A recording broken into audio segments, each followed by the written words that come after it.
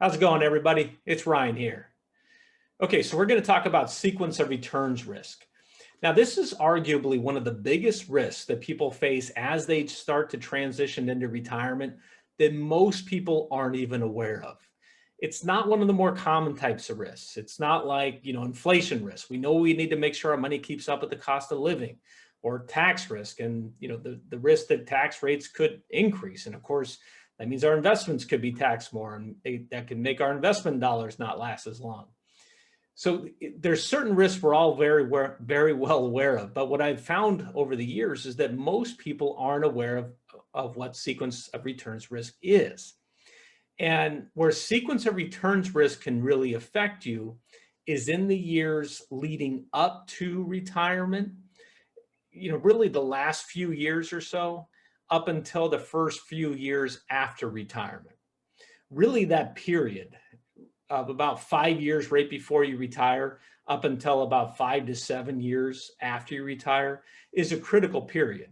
Others have called it the retirement red zone because a lot can go wrong there. And if you make certain mistakes, it can really affect your overall long-term plans for retirement. And one of those things to make sure that you're planning for, or at least making sure that you have a plan to minimize or even perhaps eliminate, is sequence of returns risk. So in this video, I'm going to show you exactly what sequence of returns risk is, so you're at least aware of what this potential risk is. We won't go through any of the solutions here today. I'll do that in some other videos. But with that, let's go and get started. So I'm going to share my screen. And all right, so what we're looking at here is, and I hope you can see this well, but what we've got here is, look at this, is like, this is the left side and this is the right side. This is a hypothetical $1 million lump sum investment.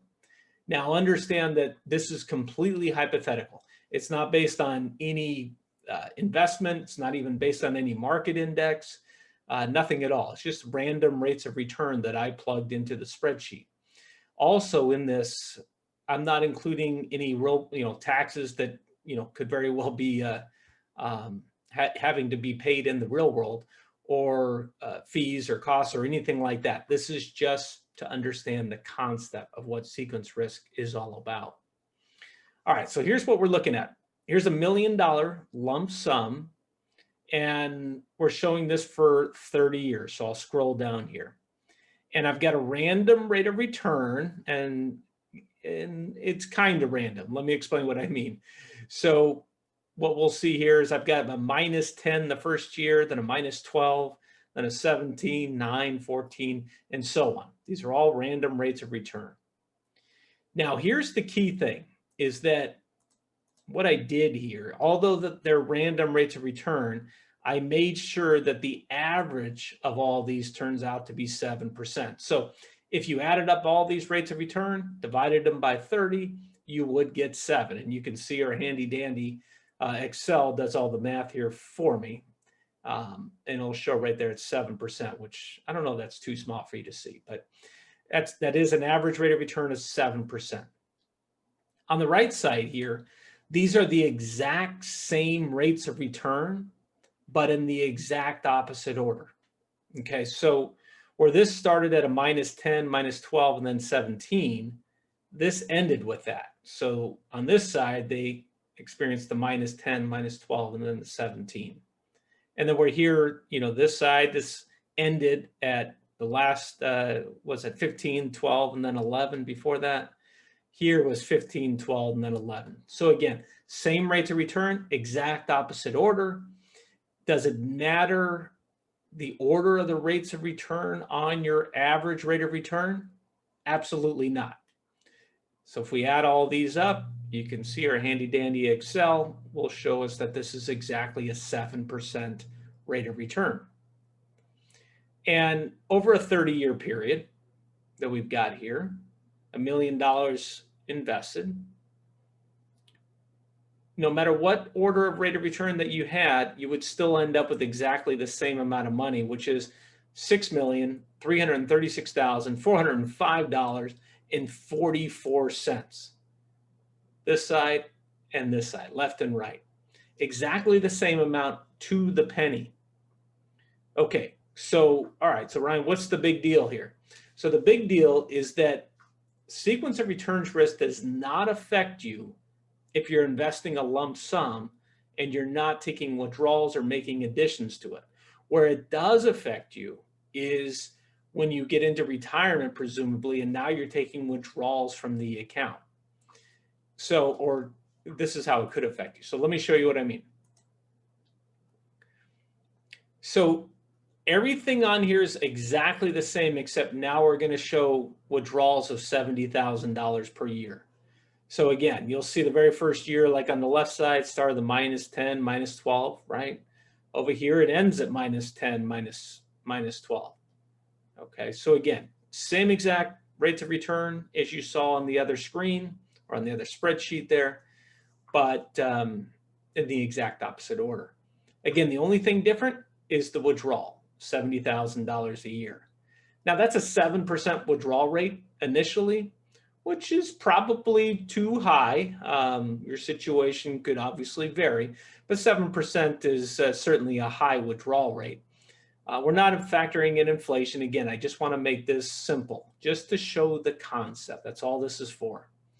So on the left side, we invest $1 million.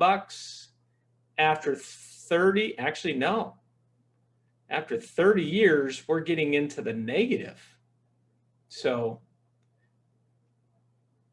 and actually if we bring, so after 20 years, we have $34,000 in the account. So sometime between that 20th and 21st year there, we start to get into negative territory, which in the real world, you're not going to have negative money. It just means that your account value is now zero. I could have just made these all zeros down before, but that's the idea. So in this scenario, their money only lasted for about 20 years. 21st year, they're in the negative. They're basically at zero. On the right side, over here, after 20 years, they've got $1.4 million. They have more money in the account than they started with. Remember, they started with $1 million. So they took out $70,000 for 20 years, which is what, 1.4 million? And they still have about 1.4 million left over. At the end of 30 years, they're still doing great. They've taken out $70,000 now per year for 30 years, which is 2.1 million. And they still have almost 1.2 million left over. You can see that right here. So again, this is the same rates of return in the exact opposite order, but it's a huge difference on where they end up in the future. So obviously this could be a potential issue. And one of the things that comes up is it's not just an issue here. You'll see right here, hopefully my cursor, right there in that 21st year where they're completely out of money here on the left side. It's not just bad here. And let's say, by the way, this is somebody that retires when they're 65. Well, 65 means they would have ran out of money at 85, right? 20 years down the road. Well, it's not just bad here, but look how much money is in the account, here. And let's say year 12, there's $430,000 in there. And they're only, in year 12, if they were 65 when they started this, they're only 77. So it's not just bad here because they're out of money, but it's bad here because they know that they're going to probably run out of money. Taking out $70,000 per year with only $430,000 left over. That's a huge withdrawal rate at that, that early on, being only in this example, in their 70s. So what is the issue there? Well, obviously the issue is that they're going to continue, more than likely they're going to run out of money, and they do run out of money based upon these rates of return. But the issue is that one of the things that's important when planning for a good retirement is to make sure that you can minimize the stress that you're going to have.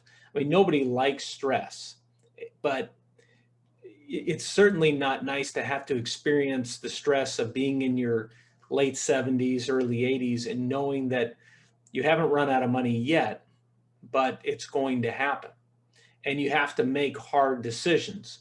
Are you going to, if you can even afford to reduce your lifestyle, are you, and you probably have to, you have to do something, so you have to start taking less money from your portfolio, over time. And maybe you're going to have to make, some other sacrifices to help reduce your overall cost of living. So I think you get the idea. There's a lot that we can say about this, but this is the concept of what sequence of returns risk is all about.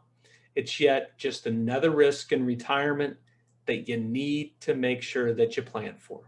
So if you have questions on this, let me know. Take care.